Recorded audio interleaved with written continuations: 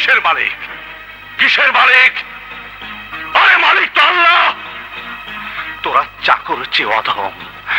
এতদিন তোদেরকে মালিক মনে করে মাথার তাজ ভেবে তোদের সেবা করেছি, সকল অন্যায় অত্যাচার সহ্য করেছি, কোনদিন টু শব্দ করিনি।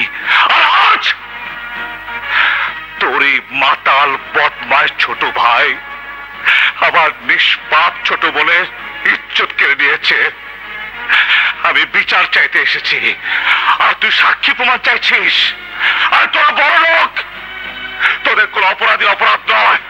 আমরা গরিব, আমাদের ন্যায়ও তোদের কাছে অন্যায়। এতদিন কোন অন্যায়ের বিচার চাইনি, আজ আমার বোনের হত্যার বিচার চাই। বিচার চাইলেই তো আর তোর বোনকে ফেরত পাবি না। যে মরার সে তো মরেই গেছে, আর বসির যদি কোনো অন্যায় করে থাকে সেটা আমি দেখবো।